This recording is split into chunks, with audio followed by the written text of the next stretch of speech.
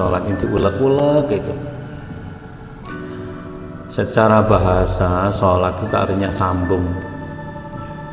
Sholatun sambung. Maka ada silatun. Ada 3 istilah dalam hal yang terkait dengan sholat itu. Yang pertama adalah sholatun, sholawatun, silatun.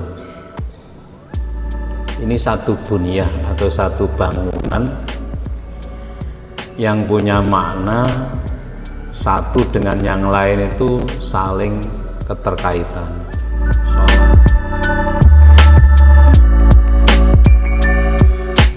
Assalamualaikum warahmatullahi wabarakatuh.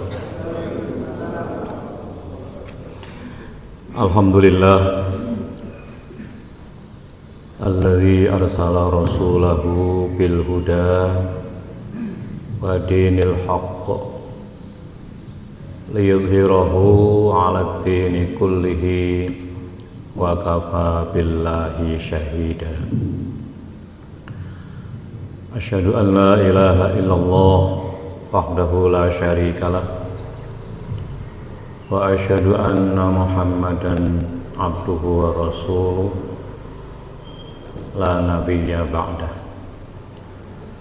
Allahumma salli wa sallim wa barik ala sayyidina Muhammad wa ala alihi wa ashabihi wa asba'ihi ajma'in.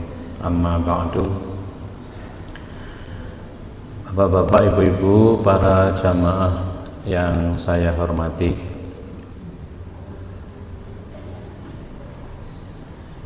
saya ingin masuk pada kajian sholat, ya, hakikat sholat. Sholat itu ulek-ulek gitu. Secara bahasa sholat itu artinya sambung. Sholatun sambung.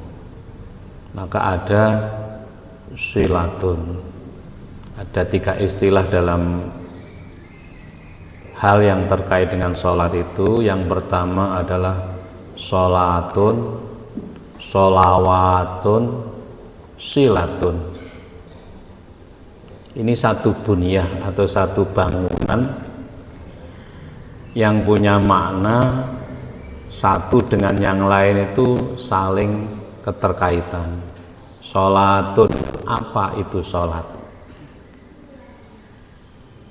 Kemudian sholawatun, sholawat kan, kita sudah biasa itu. Kemudian ada silatun, silah. Nah, kalau secara syariah, maka kaji tasawuf itu selalu ada secara syariah, ada secara thariqah, ada secara hakikat, ada secara ma'rifah, dan yang terakhir adalah ikon. 5 sudut pandang ini secara bersama-sama untuk melihat itu loh. Untuk melihat apa itu sholat, sholatun shod, lam, alif, ta, marbutoh itu. Sholatun. Nah, dilihat dari 5 aspek ini. Kalau tasawuf itu sholatun secara syariah artinya ya seluruh amal perbuatan yang kita lakukan yang disebut dengan sholat itu. Af'alun muftatahatun bitakbir, muhtatamatun bitaslim. Af'alun wa aqwalun, jadi af'alun itu wa aqwalun muhtatamatun bitakbir, muftatahatun bitakbir, muhtatamatun bitaslim. Af'alun perbuatan, aqwalun ucapan, muftatahatun yang dimulai atau dibuka dengan takbir, kemudian disebut dengan takbiratul ihram, muhtatamatun ditutup dengan taslim, salam. Itulah disebut dengan sholatun, sholat. Ya. Kemudian sholawatun. Apa itu sholawat? Sholawat secara syariah ya membaca Allahumma sholli ala Muhammad, itu namanya sholawat. Lalu apa itu silatun? Silah secara syariatnya tersambung. Tersambungnya ya semua artinya tersambung kan, sholatun, sholawatun, silatun, semuanya sambung. Hanya saja kalau sholatun itu sambung kita kepada Allah, ya toh? Kalau sholawatun sambung kita kepada Nabi Muhammad Sallallahu Alaihi Wasallam. Silatun sambung kita dengan sesama manusia. Ini satu, ya toh? Boleh dibalik ya, silatun, sholawatun, sholatun. Sholatun, sholat. Oleh sebab itu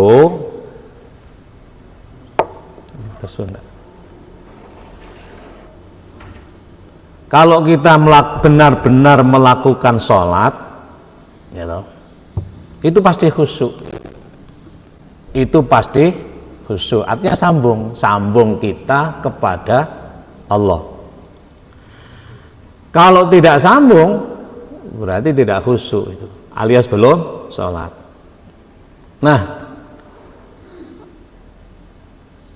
kalau kita sholatun sudah takbir lalu sampai sedemikian itu rukunnya 13 dan diakhiri dengan salam, itu sah menurut syariah asalkan rukunnya sudah terpenuhi. Sah menurut syariah. Sah itu bahasa Arab berasal dari kata soh atau soha, menjadi sahih, benar, benar secara syariah. Nah, selanjutnya dilihat secara thoriqoh. Apa thoriqoh itu? Ketepatan, ketepatannya, metodologinya. Apakah benar-benar sudah tepat? Benar dan tepat, itu benar itu secara syariah, secara zahir, dimulai dari takbiratul ihram. Takbiratul ihram itu yang benar seperti apa? Ya seperti yang kita lakukan itu, Allahu Akbar. Asalkan sudah dipenuhi syarat rukunnya, sudah sah. Ketepatannya dikaji dalam ilmu thariqah, tepat. Kalimat takbir, you know, Allahu Akbar, itu kalau disampaikan dalam hal-hal yang sesuai dengan ajaran dalam sholat, misalnya dalam apa, adzan misalnya, pokoknya tidak dirubah, itu benar. Asal tidak dirubah kalimatnya Allahu Akbar, benar, sah. Nah, ketepatannya tentu melihat situasi dan kondisi. Ketepatannya melihat situasi dan kondisi. Tepat, benar, benar dan tepat, barulah seseorang itu mendapatkan namanya hakikat. Apa hakikat itu? Mengerti dirinya secara subjektif, masing-masing yang bersangkutan itu merasakan, ngerasakno, benar dan tepat, baru iso ngerasakno, namanya hakikat.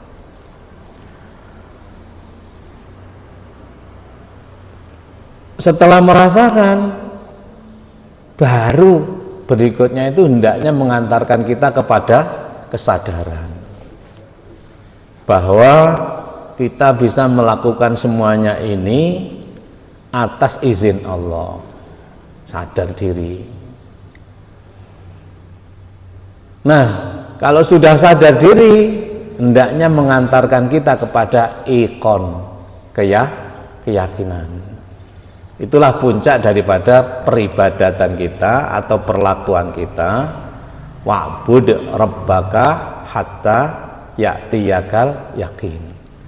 Hendaknya pengabdian yang kita lakukan, sholat yang kita kerjakan secara syariah sudah benar, secara thariqah sudah tepat, secara hakikat masing-masing diri sudah merasakan, hendaknya mengantarkan kesadaran dan berikutnya adalah keyakinan kita kepada Allah Subhanahu wa ta'ala. Maka namanya syariah, thariqah, hakikat, ma'rifah, dan iqon.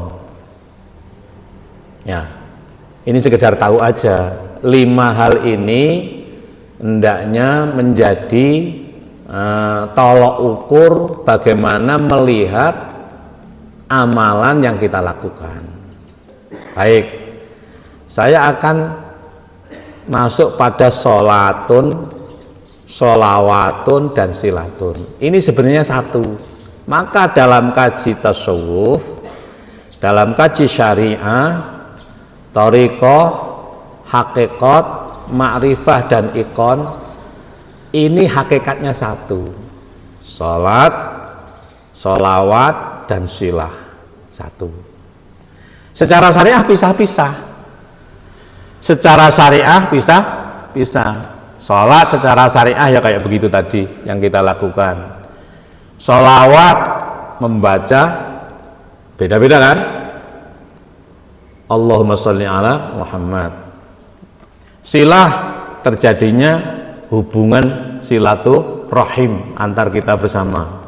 3 hal ini hakikatnya satu. Artinya apa? Jika kita benar-benar takbiratul ihram, hendaknya melahirkan salam. Jika kita benar-benar takbiratul ihram, hendaknya mengakhirinya dengan salam. Apa itu takbiratul ihram? Takbir yang mengharamkan. Maka harus dimakrifati ini takbiratul ihram, kalimatnya kan sama, Allahu Akbar, sama kan? Baik kita lakukan ketika azan maupun sholat sama, Allahu Akbar. Ketika kita sedang mau bersilah dengan Allah, Allahu Akbar, hendaknya benar-benar ihram, maka disebut dengan takbiratul ihram. Apa itu ihram? Berasal dari kata ahrama yuhrimu ihraman, berasal dari kata haruma yahrumu haraman, haram. Kalau haruma yahrumu itu lazim, haram artinya. Tapi kalau ahrama yuhrimu itu muta'addi, artinya mengharamkan, melarang. Pertanyaannya, apa yang dilarang? Yang dilarang ketika takbiratul ihram adalah seluruh secara syariah ya, balik ini syariah, seluruh perbuatan yang tidak ada hubungannya dengan sholat dilarang dilakukan. Apa itu? Berbicara misalnya, ya pokoknya yang tidak ada hubungannya dengan sholat. Nah, lebih dalam lagi secara hakikat diri, apa yang dilarang? Seluruh hal-hal yang bisa membatalkan atau merusak hubungan kita dengan Allah. Misalnya, ya batin apa lah, batin imamnya, batin tangganya, batin ini, batin itu seluruhnya yang timbul dari diri kita namanya nafsu harus diharamkan. Puncaknya adalah agar kita benar-benar bisa salam, taslim. Muhtatamatun bit taslim. Assalamualaikum warahmatullahi wabarakatuh. Assalamualaikum warahmatullahi wabarakatuh. Simbolnya menoleh ke kanan, menoleh ke kiri. Puncak daripada hubungan baik kita dengan Allah yang diajarkan oleh Rasulullah melalui sholawat namanya, hendaknya melahirkan pribadi kita yang silah. Kalau sholawat kan kita baca sholawat mencontoh Nabi Muhammad. Allahu Akbar, hubungan kita dengan Allah hendaknya melahirkan pribadi sholawat, pribadi Muhammad, pribadi keterpujian, dan melahirkan karakter atau perilaku silah yang rahim antar sesama. Jadi secara hakikat satu, walaupun secara syariah itu beda-beda, hakikatnya satu. Artinya apa? Bahwa silaturahim kita, baik kita dengan sesama, kalau tidak didasari dengan sholawat, maka percuma. Itu. Kita baik dengan banyak orang, itu baik dengan orang, loman dengan orang, tapi tidak didasari mengikuti Nabi Muhammad Shallallahu Alaihi Wasallam, maka kebaikan kita dengan sesama itu muspro. Nah, kebaikan kita mengikuti Nabi Muhammad semacam itu, orang yang baik atas dasar bimbingan Nabi Muhammad itu pasti menegakkan sholat baik dengan Allah. Bisa dipahami ini? Oleh sebab itulah sholat itu berfungsi mencegah perbuatan keji dan mungkar. Utslu ma uhiya minal kitabi wa aqimis sholata inna sholata tanha anil faksha wal munkar wala dzikrullahi akbar wallahu ya'lamu ma tasnaun. Terbacanya kitab gitu. Utslu, bacalah kitab. Utslu, bacalah ma uhiya, sesuatu yang diwahyukan minal kitabi, dari kitab, dari iman kita. Imanmu harus kau fungsikan. Wa aqimis sholata, maka kamu baru bisa menegakkan sholat. Kalau imanmu tidak ikut, maka kaji tasawuf itu kan harus melibatkan iman, ilmu, nikmat, takwa untuk memimpin nafsu, yang harus ditundukkan. Itulah disebut dengan kitab. Imanmu, utslu ma uhiya ilaika minal kitabi, utslu ma uhiya ilaika minal kitab wa aqimis shalah inna sholata tanha anil faksha iwal munkar wala dzikrullahi akbar wallahu ya'lamu ma tasnaun. Kalau imanmu, kalau ilmumu, nikmat dan takwamu tidak kau fungsikan, tidak terbaca, maka kamu tidak bisa menegakkan sholat. Artinya hubungan kita dengan Allah tidak tersampai. Kalau hubungan kita dengan Allah tidak tersampai, maka sholat kita hanya terjebak pada syariah. Secara syariah sudah benar, tapi secara hakikat tidak kena. Kenapa? Karena sholat yang demikian itu dipastikan tidak bisa mencegah dari perbuatan keji dan mungkar. Habis sholat tengkar itu loh. Kenapa demikian? Ya dia lepas. Kalau lepas dari sifat keterpujian, sifat Muhammad dalam diri kita, maka hubungan kita dengan Allah tidak tersampai. Kalau demikian maka akan melahirkan pribadi-pribadi yang tidak bisa rukun dengan sesama. Maka sholatun, sholawatun harus silatun. Sholat yang kita tegakkan hendaknya benar-benar mencontoh Nabi Muhammad Shallallahu Alaihi Wasallam, melahirkan pribadi Muhammad, pribadi